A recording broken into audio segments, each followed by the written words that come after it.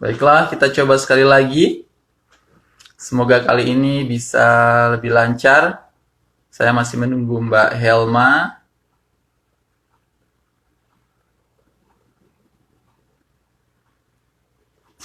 Mohon maaf sekali lagi karena banyak persoalan teknis sehingga acara kita tertunda.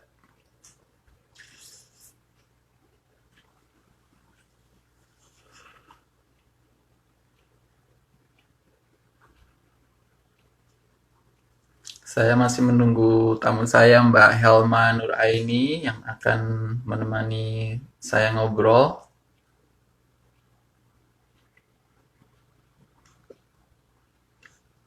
Sambil menunggu teman-teman yang lain bergabung.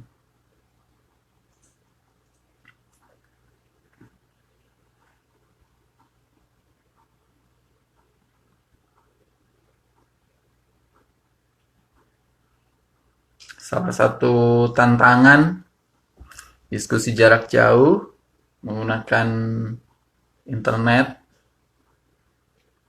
salah satunya adalah tidak sering terhambat oleh masalah-masalah teknis walaupun sudah disiapkan sebelumnya. Banyak hal yang tidak terduga dan kadang tidak terkontrol, jadi mohon maaf sekali lagi.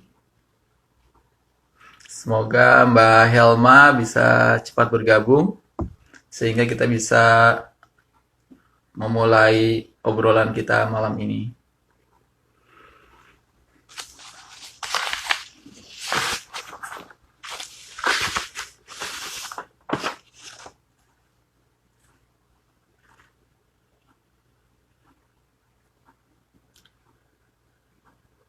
Iya, sekarang Mbak Helma sudah hadir.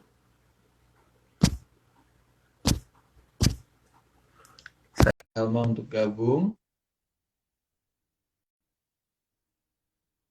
Saat lagi, semoga Mbak Helma. Iya. Halo Mbak Helma. Gimana kali ini? Suara saya bagus? Bagus. Jernih ya? Ya, paling bagus. Oke, sip deh. Iya, walaupun ini terganggu, tapi penting bisa diskusi dengan baik ya. Oke, kita bisa langsung mulai aja. Lagi, selamat malam terutama buat Mbak Helma yang hadir di sini. Selamat bergabung di Today Night with Let's Talk live on Instagram 9 tanggal 16 Januari 2021. Ini edisi pertama di tahun 2021 ya. Kali ini kita akan ngobrol tentang perguruan tinggi Islam atau pendidikan Islam dan pendidikan gender bersama Mbak Helma. Tapi sebelum itu, pertama saya ingin menyampaikan bahwa di Instagram ini kita tidak menyediakan juru bahasa isyarat seperti di tempat lain, khususnya di Zoom, karena memang tidak tersedia itu. Jadi, tapi tidak usah khawatir, terutama untuk tuli masih bisa mengakses kegiatan ini atau obrolan ini dengan mengikuti notulensi yang akan disediakan atau dilakukan oleh salah satu pendiri Let's Talk yaitu Diandra di sana. Jadi silahkan yang tidak bisa mengakses lewat suara bisa lewat tulisan di kolom chat tempat notulensi. Jadi jangan khawatir. Yang kedua, sebelum kita mulai diskusi, saya ingin menyampaikan turut bela sungkawa doa untuk teman atau saudara-saudara kita yang ada musibah baik karena COVID-19 atau karena banjir di Kalimantan seperti yang sedang dialami Mbak Helma dan warga di Kalimantan Barat, juga gempa yang baru saja terjadi di Sulawesi Barat dan beberapa hari lalu kita juga dapat kabar tentang kecelakaan pesawat Sriwijaya Air. Semoga musibah ini cepat berlalu, kita bisa kembali hidup lebih aman tanpa rasa khawatir dan rasa takut ya, dan bisa lebih enak ngobrolin hal-hal lain di luar kesulitan-kesulitan seperti ini. Baik, malam ini kita akan ngobrol tema yang sangat menarik, yaitu perguruan tinggi atau pendidikan tinggi Islam dan keadilan gender. Tema yang sering masih sering banyak sekali mengundang keinginan untuk ikut ngobrol karena di dalamnya dalam banyak aspek mengandung kontroversi mungkin ya. Jadi, tapi kita bisa coba bicarakan dengan santai, apa namanya, nggak usah khawatir terlibat di pembicaraan ini karena ini adalah proses untuk membangun pengetahuan ya. Kita bisa lebih tahu, lebih mengenal apa sih masalah-masalah yang gender di pendidikan tinggi Islam khususnya, dan nanti juga pasti akan terkait dengan Islam itu sendiri. Kita akan Mbak Helma sebelum ngobrol, saya perkenalkan dulu. Mbak Helma ini adalah dosen di bimbingan dan konseling Islam di Universitas Islam Negeri di Banjarmasin, Kalimantan Barat. Mbak Helma punya gelar sarjana psikologi. Pertama sebenarnya Mbak Helma pernah kuliah, mencoba kuliah di Universitas Erlangga di Surabaya selama 1 tahun di Fakultas Psikologi, tapi kemudian pindah, pengen ngerasain hidup di Jogja, jadi pindah ke UGM di fakultas yang sama, yaitu Fakultas Psikologi sampai lulus. Setelah itu mencoba banyak kegiatan, sampai akhirnya pindah ke Banjarmasin, menjadi PNS di Universitas Islam Negeri Banjarmasin ini. Selain sebagai dosen, Mbak Helma juga banyak membantu di bagian administrasi dengan menjadi prodi kalau nggak salah ya Mbak Helma ya. Dan sekarang Mbak Helma juga sempat kuliah di Universitas Lambung Mangkurat untuk master dan sudah lulus. Jadi Mbak Helma punya gelar master juga dan sering mencoba untuk melanjutkan kuliah juga, walaupun sampai saat ini belum kesampaian. Kita doain semoga Mbak Helma cepat dapat beasiswa, akhirnya nanti bisa S3 di sekolah yang diinginkan, baik di dalam negeri maupun di luar negeri gitu ya. Baiklah, kita mulai aja. Sekali lagi buat yang baru bergabung di acara ini, kita mulai dengan pertanyaan seperti ini. Mbak Helma adalah seorang dosen di Universitas Islam Negeri, salah satu perguruan tinggi Islam yang sangat penting di Indonesia, di Banjarmasin. Dalam posisinya sebagai dosen, sebagai scholar gitu, sebagai akademisi, apa sih yang Mbak Helma lakukan? Apa sih yang menurut Mbak Helma pentingnya menjadi seorang perempuan akademisi, perempuan scholar, terutama di perguruan tinggi Islam seperti di UIN ini? Ya, saya pikir tiap orang ya, bukan cuma perempuan, laki-laki itu memiliki keinginan gitu ya, cita-cita, bakat gitu, yang walaupun tidak selalu bisa tercapai ya.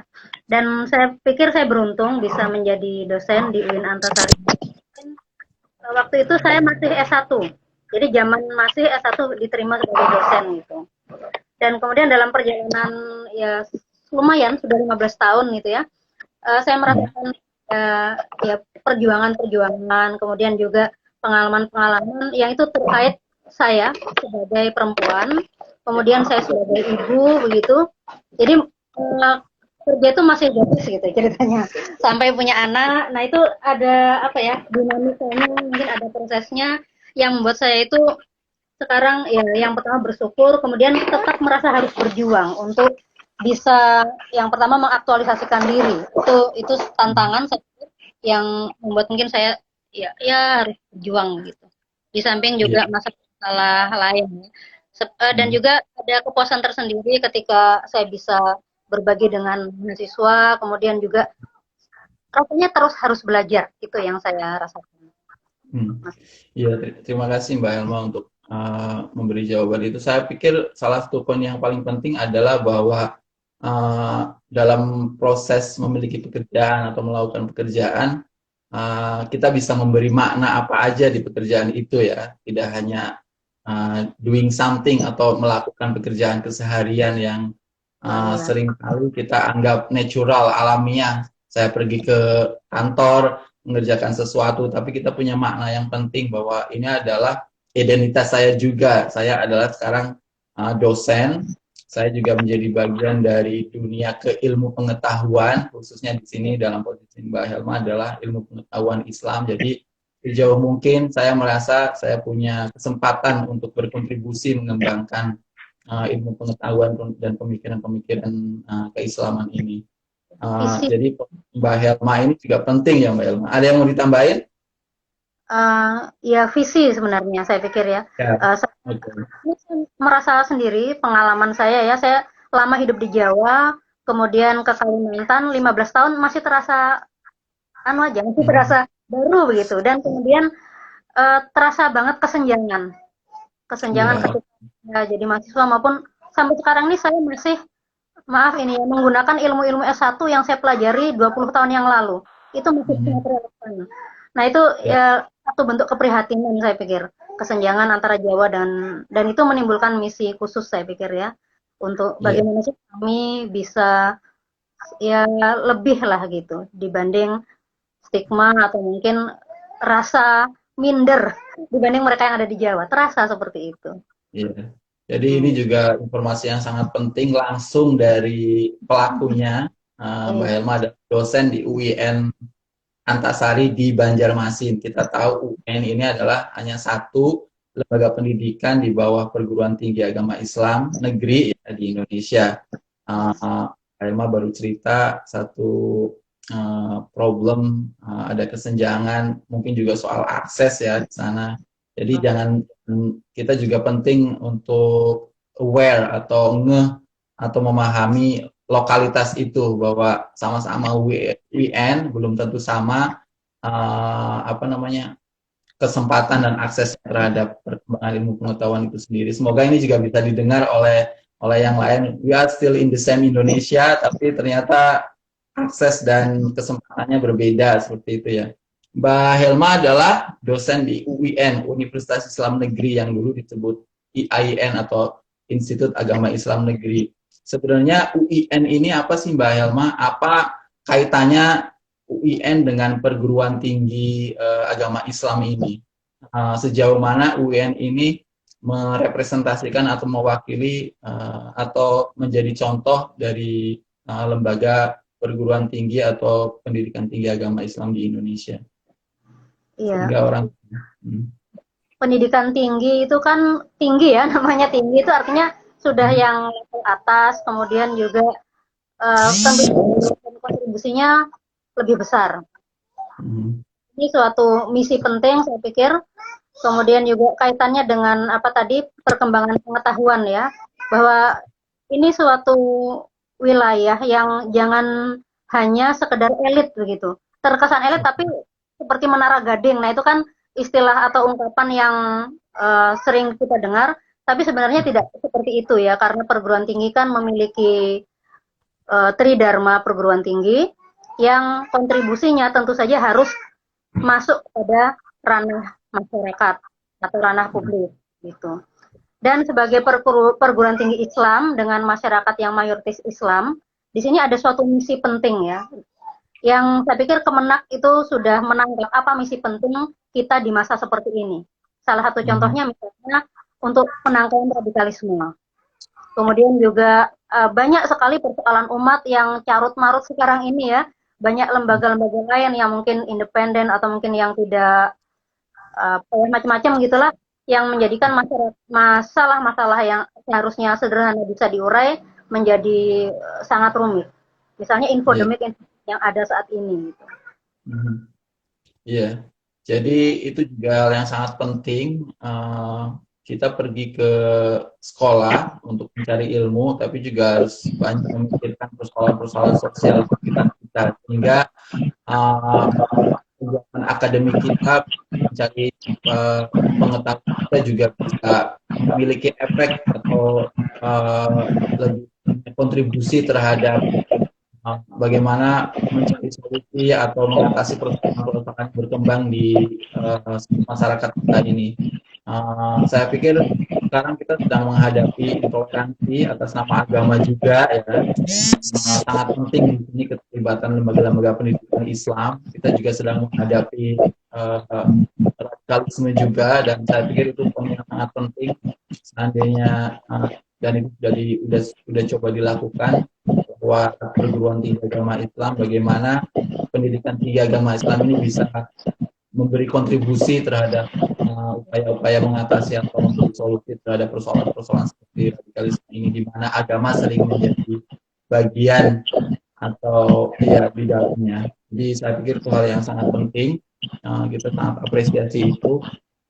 Selain itu sebenarnya karena audien kita di sini tidak hanya dari orang-orang yang pernah mengalami atau yang familiar dengan perguruan tinggi agama Islam, tapi juga sangat umum. Sebenarnya apa sih yang dipelajari di lembaga pendidikan tinggi agama Islam seperti di UIN ini, Pak Irman? Ya, perguruan tinggi agama Islam itu kan ada ciri khasnya, itu khasnya adalah pada keislamannya tadi. Kemudian secara hukum ya, berada di bawah Kemenak, artinya berbeda dengan perguruan tinggi umum yang di bawah Kemendikti ya.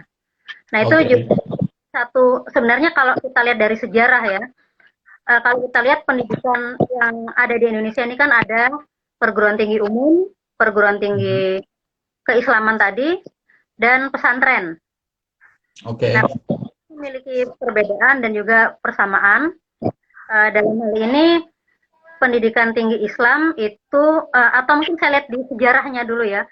Kalau kita lihat sejarahnya kan, kalau tidak salah ini saya mau bicara tentang hal ini, bahwa dulu ada sekularisasi dari pemerintah kolonial Belanda untuk memisahkan antara ini sekolah publik, dan itu mungkin terbawa hingga saat ini, sehingga ada pendidikan keislaman yang itu bersumber dari masyarakat seperti pesantren, dan juga pendidikan-pendidikan yang itu di bawah Kementerian Agama yang berbeda tapi sebenarnya sama gitu. Nah bedanya apa?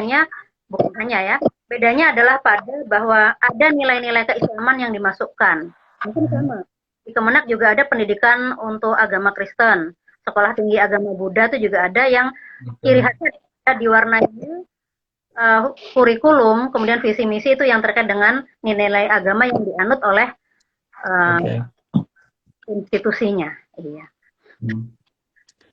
Jadi perguruan tinggi agama Islam seperti UIN atau IAIN atau PTAIN yang lain ini menyediakan kesempatan kita untuk belajar Islam, tapi mungkin yang sedikit beda dengan, tidak seperti di perguruan tinggi negeri yang dikelola sama Kementerian Pendidikan Nasional ya. Dan juga mungkin yang penting juga adalah selain mempelajari Islam, kita juga bisa mempelajari Islam dengan pendekatan-pendekatan yang tidak hanya dimiliki dalam tanda kutip oleh Islam. Kita bisa mempelajari Islam lewat sosiologi, lewat antropologi, lewat filsafat. Jadi UN ini menyediakan proses belajar yang sangat kaya tentang Islam gitu ya, atau juga bisa dibalik, bagaimana Islam mempelajari hal-hal masyarakatan misalkan itu, filsafat Islam memahami masyarakat dan seterusnya. Jadi sangat kaya ya. Kalau ada yang tertarik belajar di UIN, jangan khawatir, UIN menyediakan semuanya juga, apalagi sekarang sudah menjadi universitas negeri ya, bukan lagi institut. Jadi seperti itu. Terima kasih informasinya Mbak Helma. Sekarang mungkin saya ingin bertanya lebih khusus ke isu-isu gender gitu ya. Ini kan soal Islam ya, kita fokus ke lembaga pendidikan Islam. Mungkin pertanyaan pertamanya, orang suka banyak mikir gitu ya, Islam dan keadilan gender itu ada yang sering bilang Islam itu patriark, pro-poligami dan seterusnya, sering menyuruh perempuan lebih banyak di rumah. Tapi sebenarnya uh, Islam sendiri seperti apa sih Mbak Helma, kalau menurut pandangan Mbak Helma gitu, sejauh mana Islam ini mensupport atau mendukung gagasan-gagasan untuk keadilan gender, sehingga orang tahu bahwa inilah itu juga punya kontribusi terhadap keadilan gender. Ya. Kalau kita naik ke atas ya, bahwa tidak ada agama sebenarnya yang seksis ya. Jadi agama apapun di dunia ini tidak ada yang berpihak kepada salah satu jenis kelamin begitu. Nah, dalam kenyataan sehari-hari Islam itu ya kadang dipandang oleh sebagian orang awam itu mendukung praktek-praktek patriarki misalnya. Boleh ini laki-laki, perempuan enggak gitu ya. Perempuan sebaiknya di rumah gitu. Itu adalah tempat yang paling terhormat bagi seorang perempuan. Nah, sebenarnya dari mana pandangan-pandangan seperti itu muncul? Sementara kalau kita coba kaji sendiri ya dalam Islam, Al-Quran sudah sangat jelas ya mengatakan bahwa wanita pria setara. Perbedaannya pada keimanannya. Banyak ayat-ayat lagi yang menunjukkan. Nah, mengapa pada masyarakat seperti itu? Saya pikir seperti itu maksudnya melihat ya adanya kok Islam kok ini sih gitu ya, seksi seperti ini. Saya melihatnya dari yang pertama, saya jadi ingat ini novel Da Vinci Code. Itu kan cukup panjang ceritanya yang menceritakan sejarah bagaimana tiap-tiap agama itu kemudian menjadi sangat patriarki. Itu semua berasal dari ini tafsir ya. Jadi bahwa ayat Quran itu ditafsirkan oleh kalangan-kalangan elit yang memang berada di sana. Misalnya ya, pendeta, ustadz dan sebagainya. Dan saya pikir bias itu muncul dari sana. Nah, kesenjangan inilah yang sebenarnya perlu untuk ya diluruskan, didialogkan gitu. Dan kalau perlu disosiasikan karena seringkali tafsir itu kan multi ini ya, saya juga nggak terlalu banyak paham, tapi ada peluang-peluang bagi perguruan tinggi Islam, bagi para orang yang memahami tentang Islam dan juga masalah sosial untuk menafsir ulang yang lebih ramah gitu terhadap semuanya, terhadap hal ini. Iya. Oke, jadi kita tahu di sini bahwa di level ide, di level konsep, di level gagasan, Islam itu punya visi dan misi yang sangat mendukung keadilan gender. Tidak ada seksisme dalam Islam dari ide. Yang kita tahu sebagai Islam juga tidak hanya ide, tapi juga ada masyarakat Islam, ada organisasi Islam di sana yang menjadi bagian dari realitas sosial Islam yang hidup di masyarakat. Artinya Islam yang juga berinteraksi dengan norma sosial yang lain. Itu yang juga memungkinkan Islam kemudian di kenyataan sehari-hari menjadi semacam memiliki gap antara ide dengan yang keseharian ini. Idenya Islam sangat mendukung keadilan terhadap kelompok gender manapun, tapi kita sering menemukan bahwa dalam keseharian masyarakat itu baik sebagai individu maupun kelompok terlibat dalam tindakan-tindakan yang mengarah ke diskriminasi terhadap perempuan. Jadi karena memang di Islam itu juga sama sistem dan sosial yang lain, jadi memungkinkan Islam berinteraksi dengan norma-norma yang juga patriarkal dan seterusnya. Sehingga kita bisa paham bahwa meski dari segi ide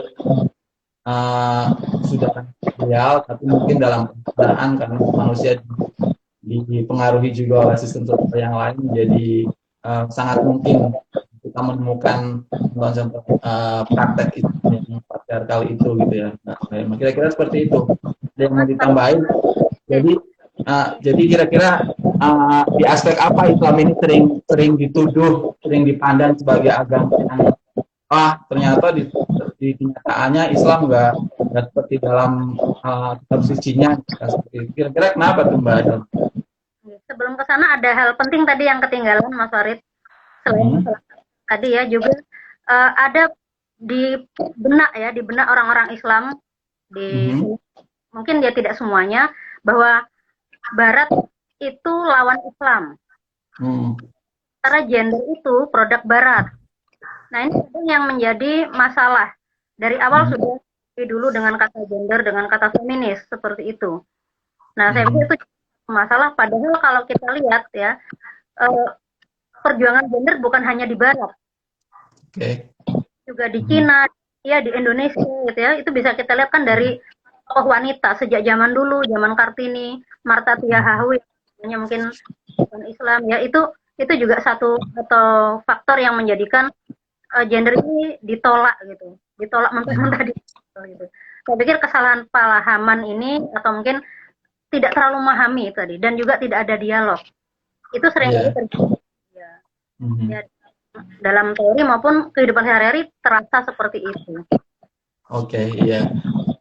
Ya, Juga ada persoalan di masyarakat Islam sendiri ketika uh, membicarakan atau tentang keadilan gender ada semacam bahwa gender itu khususnya gagasan tentang keadilan gender itu bukan dari Islam, itu adalah ide gerakan yang dibawa dari luar Islam, dari Barat. Padahal kenyataannya keadilan itu adalah hal yang harusnya universal, kesetaraan antar berbagai gender, termasuk keadilan antara laki-laki dan perempuan itu seharusnya menjadi bagian dari kehidupan masyarakat dimanapun, sehingga kita paham bahwa keadilan gender harusnya juga bisa bisa menjadi bagian dari kehidupan masyarakat Islam sendiri. Tidak ada konflik antara gagasan keadilan gender dengan pemikiran-pemikiran dalam Islam. Islam menjadi agama yang mendukung dan seterusnya seperti itu ya. Mbak Helma, kita kembali fokus ke UN ini.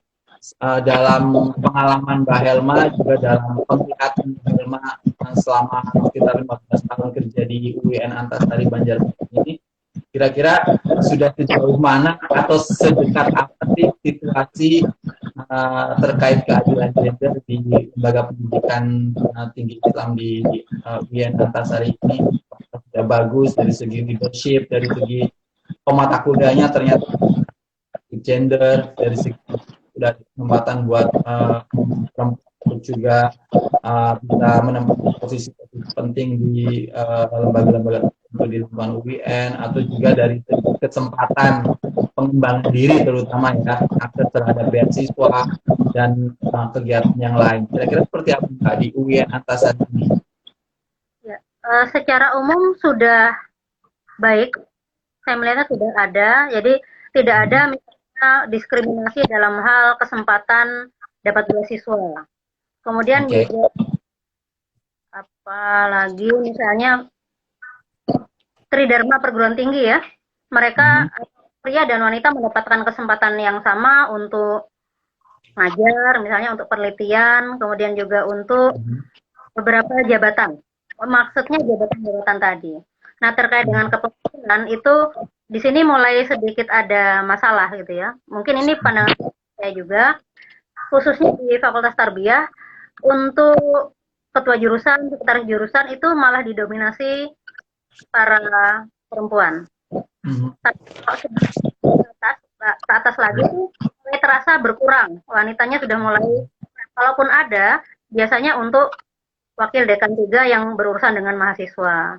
Beasiswa Mhm. untuk dan sebagainya yang mengurusi anak-anak, bukan masalah uang atau bukan masalah apa humas atau bukan masalah apa sih ya yang kaitannya dengan kebijakan-kebijakan internal dan Mhm. eksternal. Kemudian juga saya juga mencoba melihat ya bahwa sebenarnya gender bukan terlihat bahwa oh ini karena perempuan atau tidak, hanya itu merupakan satu faktor pertimbangan. Mengapa seperti itu? Karena saya melihat dosen yang sudah S3 juga banyak.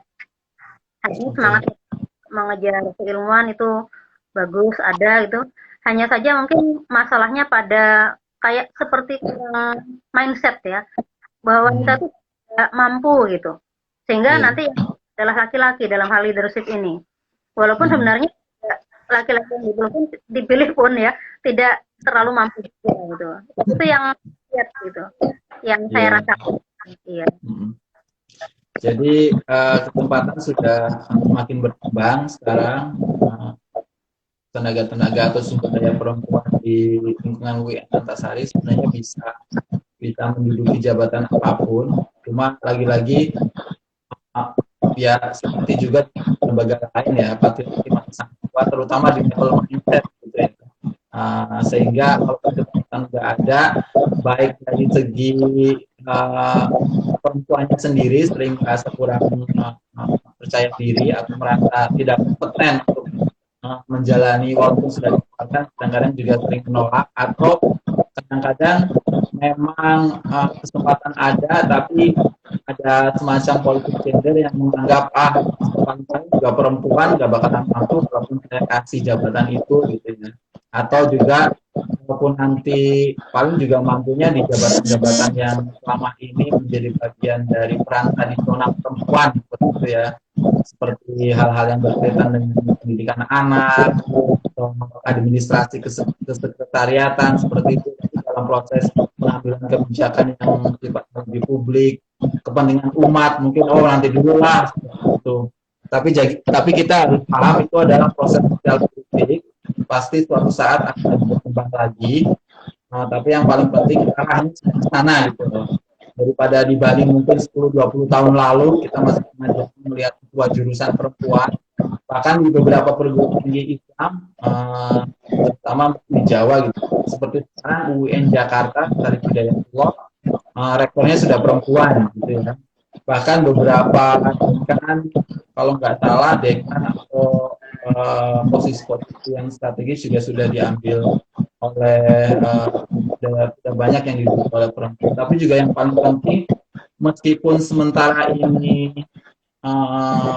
beberapa perempuan di Antasari masih lebih banyak menduduki jabatan yang saya bilang tadi berkenaan dengan peran tradisional perempuan, tapi kita juga bisa tetap memanfaatkan itu gitu ya, bahwa saya punya otoritas di sini untuk kepentingan penguatan keadilan gender seperti itu ya. Nanti kita bisa lebih banyak dengar dari Mbak Helma bagaimana akhirnya kemudian nanti di UIN Antasari juga sudah punya daycare seperti itu ya. Itu bagian dari bahwa meskipun kerja di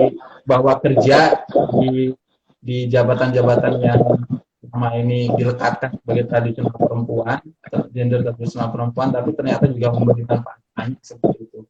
Kita bisa lebih tahu Mbak Helma kira-kira kegiatan-kegiatan upaya apa aja sih yang dilakukan di UIN Antasari terkait penguatan keadilan gender, selain saya tadi bilang ada daycare dan seterusnya. Saya pikir tiap UIN ya, tiap UIN itu ada semacam lembaga formal yang mengurusi khusus ya, atau dibentuk sengaja gitu untuk masalah gender. Ada pusat studi wanita, mungkin pusat studi gender, dan kami di sini memiliki pusat studi gender dan anak. Oke. Perempuan, anak, dan itu nanti arahnya ke parent. Nah, itu yang dimiliki oleh UIN Antasari terkait dengan misalnya memproduksi wacana, dan harapannya bukan cuma wacana ya. Dan saya lihat ya, kegiatan-kegiatan juga sangat aktif ya. Nah, ini juga kesempatan tadi mungkin untuk mengelepas stigma tadi ya, bahwa perempuan ternyata sangat aktif gitu. Kemudian juga terkait dengan ini, relasi perempuan dan laki-laki di kampus juga biasanya perempuan itu lebih rajin, lebih beres pekerjaannya gitu. Ini mungkin fenomena yang terjadi di mana-mana juga ya, bahwa ada, kalau dalam psikologi sosial tuh namanya social loving. Ada orang yang lebih bersemangat, itu biasanya perempuan, mereka bekerja lebih giat, hasilnya lebih produktif. Pihak laki-laki, udah ada perempuan deh, kami nyantai-nyantai aja, nanti kan hasilnya bersama, seperti itu. Itu juga satu tantangan juga ya, selain ingin membuktikan bahwa wanita kompeten, tapi juga termanfaatkan dalam tanda petik gitu. Nah, masuk tadi ya, terkait dengan apa yang ditanyakan Mas Farid tadi, selain tadi ada PSGA, itu mereka sangat aktif, kemudian juga sudah menjalin sebenarnya kerjasama dengan beberapa lembaga, tema-tema yang kita juga sudah sangat relevan, sangat kompleks gitu, relevan, dan terkait dengan masalah-masalah yang ada di masyarakat, seperti pernikahan dini. Oke. Dan hanya saja begitu ya, kegiatan PSGA ini kadang orangnya itu-itu aja. Jadi semua itu tidak semua tertarik, walaupun mungkin mereka, saya pikir upayanya sudah maksimal, hanya saja ya tadi perlu proses gitu juga orang Ya. melihat hasilnya seperti itu.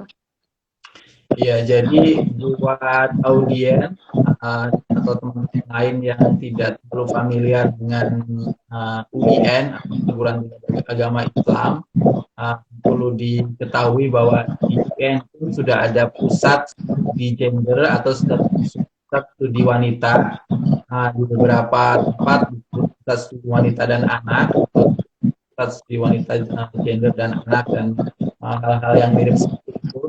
Ini juga bukti penting bahwa sebenarnya lembaga-lembaga perguruan tinggi agama Islam ini juga mulai membuka diri terhadap gagasan seperti keadilan gender ini. Mereka melakukan banyak kegiatan baik dari segi kajian maupun hal-hal terkait langsung menghadapi persoalan masyarakat. Seperti tadi Mbak Helma cerita ada situasi lokal, ada persoalan kawin anak, SJ, PSJ di UIN Banjarmasin juga terlibat dalam upaya advokasi dan anti kawinan anak ini. Jadi ini juga hal penting gitu ya untuk membuktikan bahwa di beberapa situasi, di beberapa realitas kelompok-kelompok Islam seperti ini juga banyak terlibat dalam upaya-upaya keadilan gender. Jadi sekali lagi pandangan bahwa Islam itu tidak kompatibel, Islam itu berseberangan dengan gagasan keadilan gender di lapangan tidak terjadi seperti itu. Jadi selalu ada bukti Islam justru menyumbang penting lewat berbagai upaya seperti ini. Selain tadi Mbak Helena menyebut bahwa salah satu tantangannya adalah karena program-program ini hanya bisa diakses oleh sedikit orang. Itu juga mungkin kita bisa paham bahwa daripada memikirkan Islam itu nggak kompatibel, tapi yang lebih mungkin adalah karena banyak orang yang menganggap, terutama laki-laki gitu ya, menganggap bahwa gender itu urusan perempuan kayak gitu. Bayangin aja tuh perempuan yang ngurusin kayak gitu. Padahal urusan perkawinan anak itu bukan hanya urusan perempuan, ini adalah tanggung jawab sosial. Kita tahu akibatnya sangat serius perkawinan anak itu seperti apa. Semua orang, laki-laki maupun perempuan, harus terlibat mengupayakan supaya ini tidak terjadi lagi. Jadi juga penting membangun mindset bahwa urusan ketidakadilan gender, kekerasan terhadap perempuan, urusan diskriminasi gender ini bukan hanya urusan perempuan. Semua orang harus terlibat membangun supaya dunia kita itu terutama juga di level lokal bisa lebih adil dan ramah terhadap perempuan atau kelompok gender manapun gitu ya. Mbak Helma, ada pertanyaan lagi. Apa namanya? Mungkin saya pengen tanya gitu ya. Kalau tadi Mbak Helma sudah, saya pernah dengar di UIN Antasari ini sudah ada daycare gitu ya. Ini juga hal yang sangat penting karena selama ini tantangan pengumuman dari publik adalah terutama di Indonesia gitu ya. Kita juga masih dibebani untuk mengurus pekerjaan-pekerjaan domestik, khususnya pengurusan anak gitu ya. Jadi ada perempuan kesempatan untuk bekerja dan akhirnya seperti akademisi menjadi dosen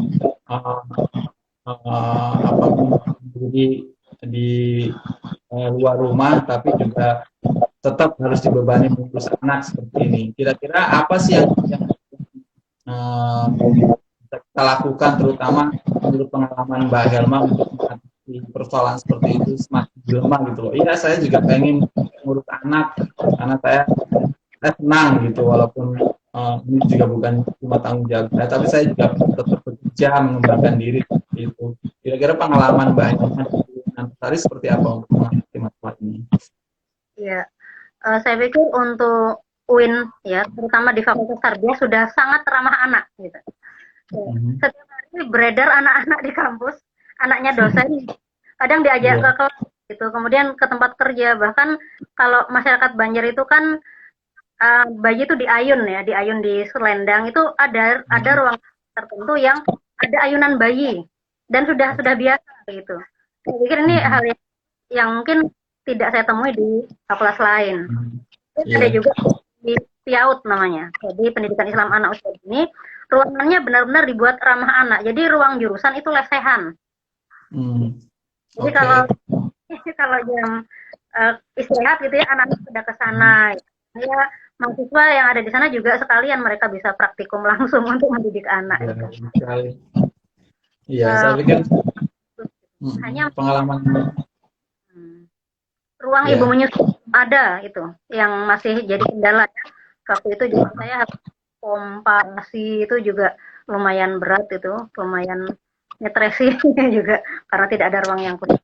Kalau di bandara mungkin ada ya. Nah, itu mungkin bisa sebenarnya bisa ramah untuk ibu yang lagi hamil menyusui memiliki ruang istirahat atau apa.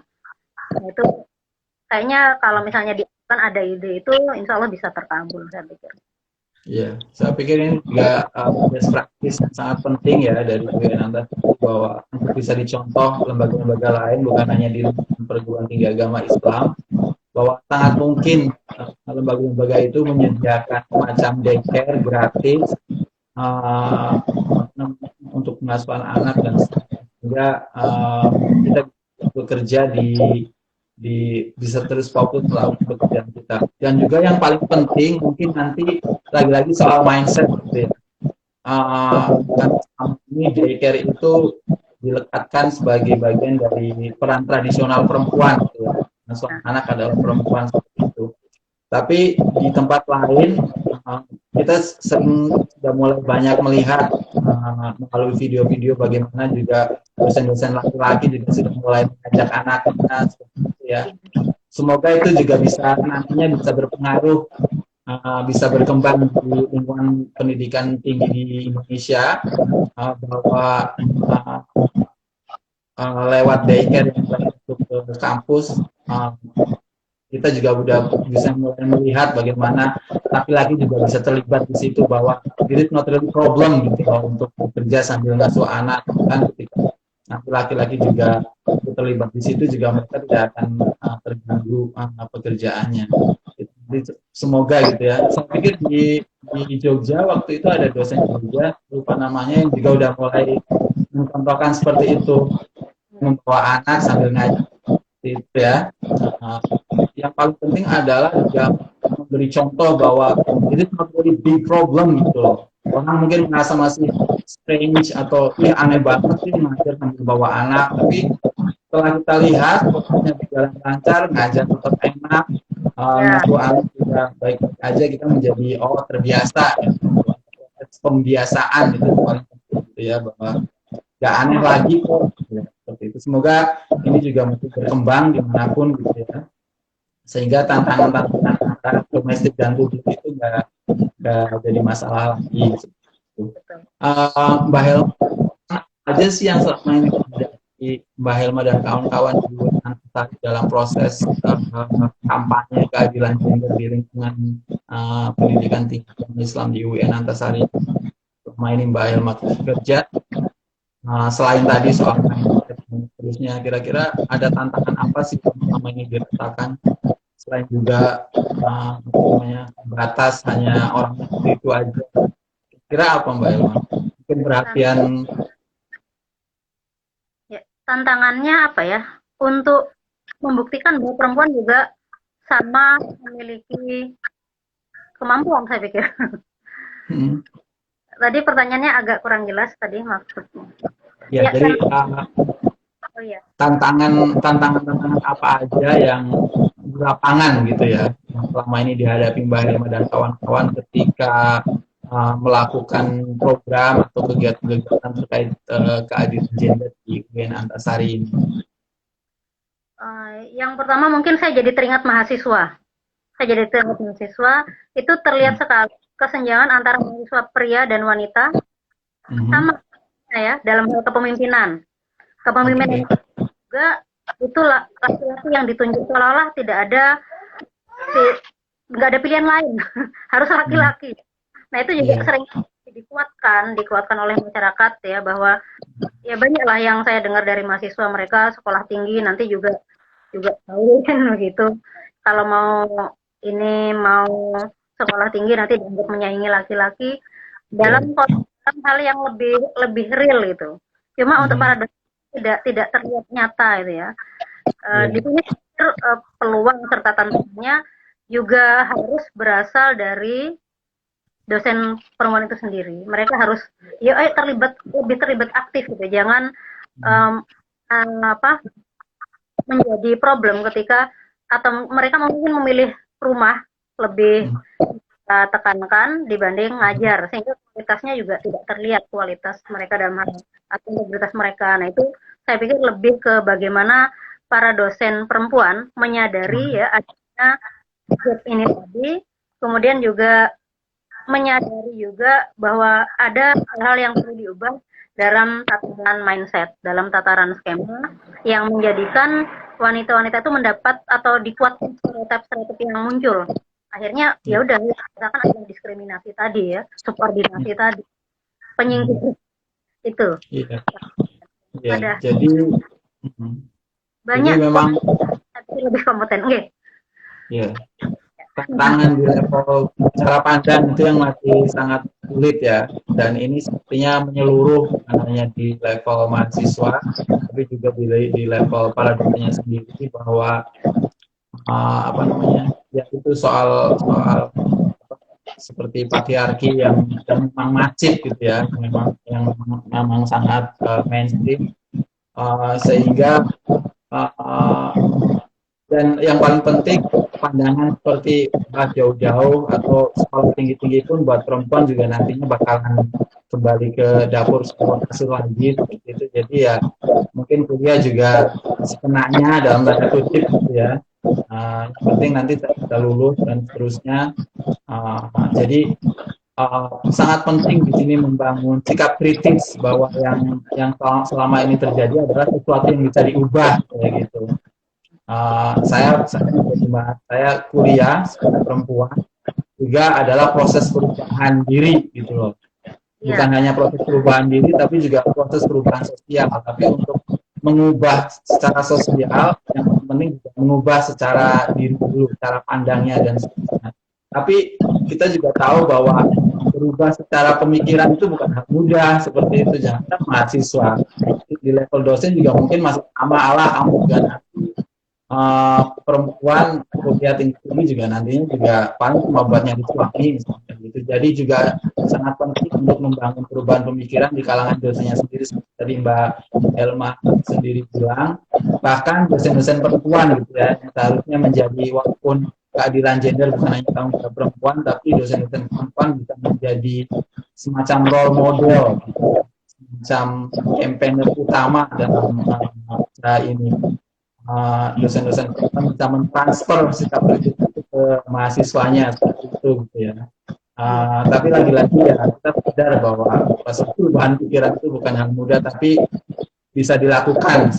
Kita dengan usaha yang terus-menerus, SD lebih besar dan seterusnya, Allah nanti akan berkembang. Lagi-lagi orang itu mencontoh kan, oh ternyata ada Mbak Helma sekarang yang apa namanya aktif di sini dan ternyata apa namanya secara akademik bagus, dia mengurus anak apa keluarganya juga baik-baik aja dan terlihat bahagia dan seterusnya. Jadi itu juga bisa menjadi contoh buat yang lain gitu ya.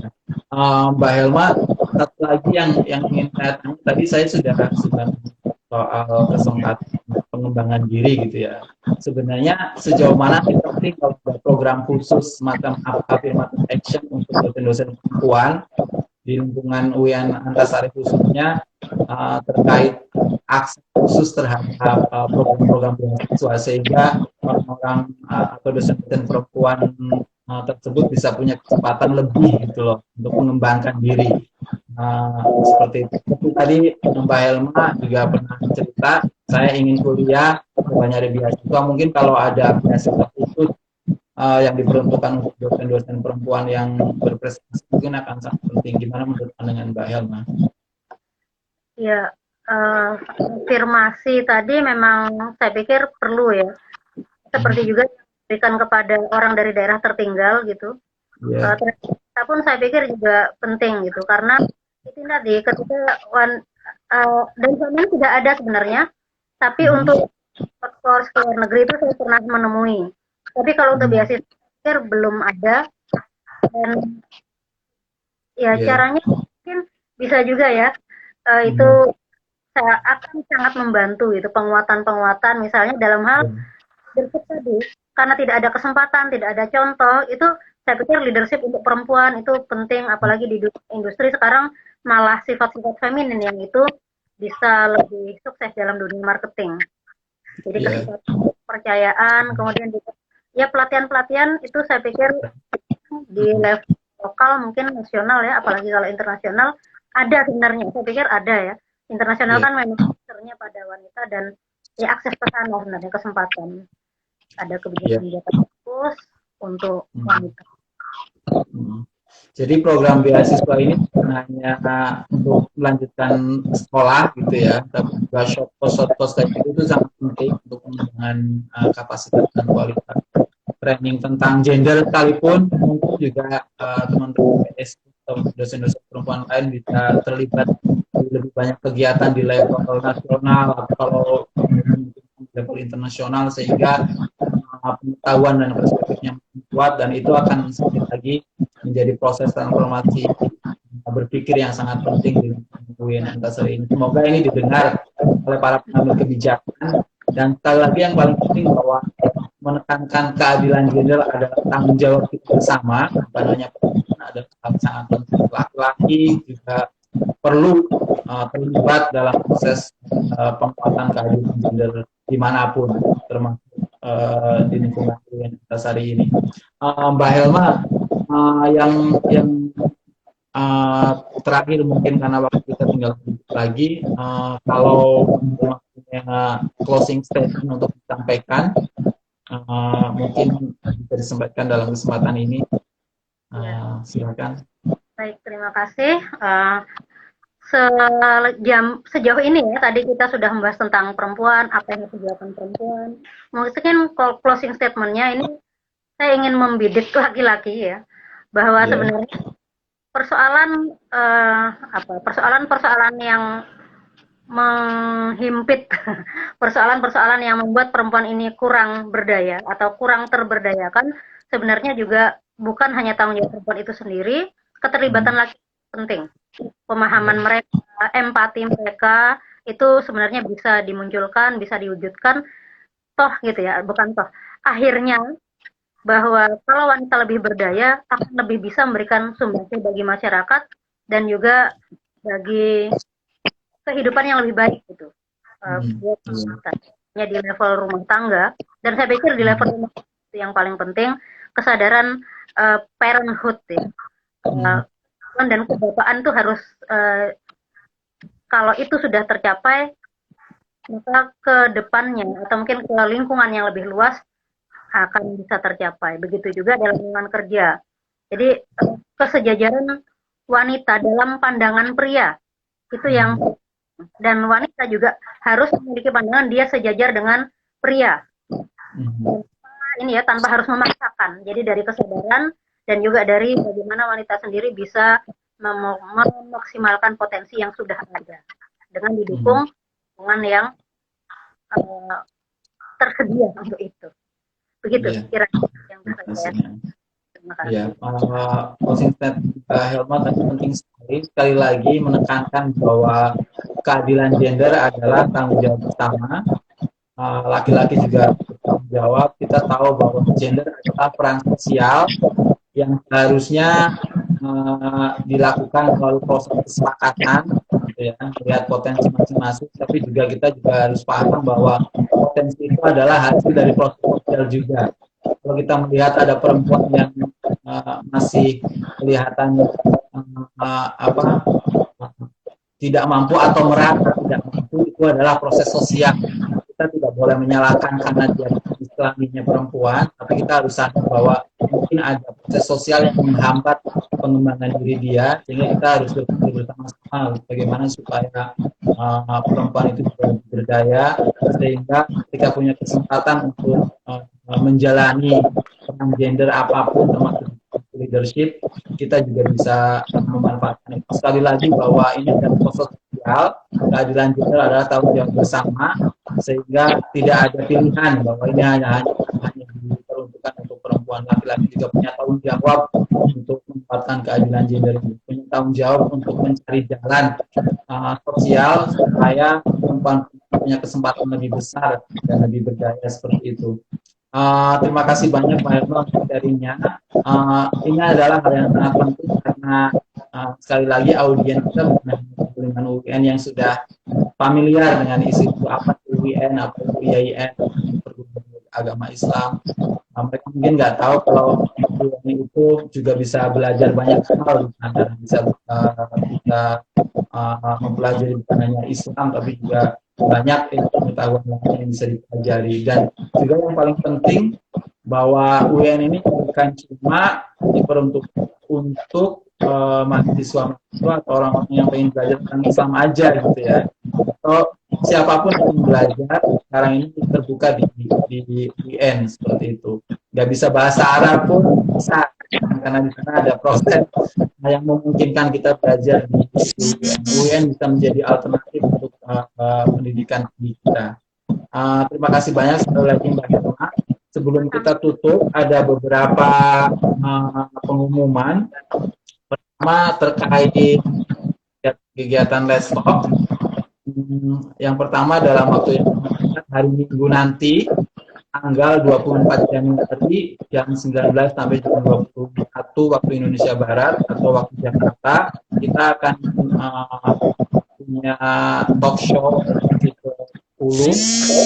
Temanya itu adalah budaya politik anti pornografi, seks dan seksualitas di antara privacy, kebebasan, moralitas, dan kriminalitas.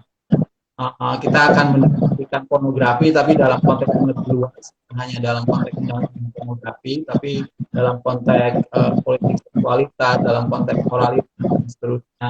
Termasuk pertanyaan kenapa sih ketika berhubungan dengan pornografi kita lebih banyak melakukan kriminalisasi daripada memikirkan aspek lain, misalkan soal respek terhadap si seterusnya. Kita akan undang diskusi dengan 4 narasumber, Profesor Musdah Kuya, kemudian ada Mbak Suchen Mancing dari University of London di Inggris, kemudian ada Bu Otalia Siortino, orang Italia yang banyak mengkaji tentang Southeast Asia dan pernah menjadi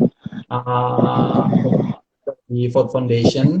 Kemudian ada Mbak Andrian Priani, Ketua Komnas Perempuan. Dan kita juga punya tamu spesial yang untuk share isu ini, yaitu Mas Hartoyo dari Our Foundation, dari Suara Kita. Moderatornya nanti Dian Irawati dan Direktur.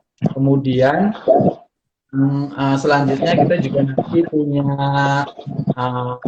Saturday Night edisi ke-10 ya, atau 11 saya lupa, tentang feminisme dan laki-laki dan gerakan feminisme, sama pilotnya nanti Mas Firdaus dari ASPUK yang juga menjadi staf ahli ASPUK dan perempuan. Banyak sekali sudah terlibat banyak sekali di isu perempuan.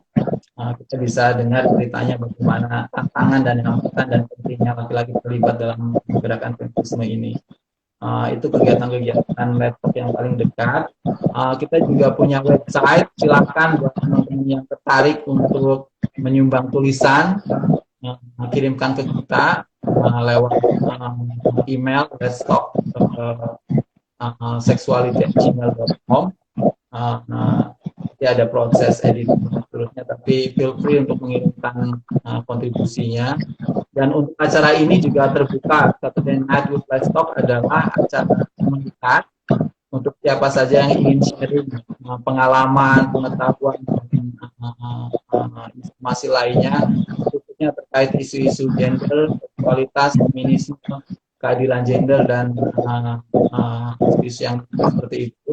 Silakan kontak kami, atau yang paling memungkinkan adalah bergabung dengan forum komunikasi ataupun diskusi komunitas kita di keluarga Let's Talk lewat WhatsApp, di mana kita bisa berdiskusi di sana dan memungkinkan untuk sharing berbagai informasi. Lewat situ kita bisa juga mengusulkan diri untuk menjadi guest atau narasumber di acara laptop, khususnya di Saturday Night with Teleskop ini. Mungkin itu. Terima kasih kepada semua yang sudah hadir. Mohon maaf kalau agak terlambat sedikit karena beberapa masalah teknis. Atas nama Let's Talk, saya mengucapkan terima kasih Mbak Helma sekali lagi. Terima kasih banyak di tengah badai banjir di Kalimantan masih bersedia hadir dan menemani saya ngobrol. Terima kasih. Selamat malam. Sampai ketemu dan salam selalu. Terima kasih Mbak Helma.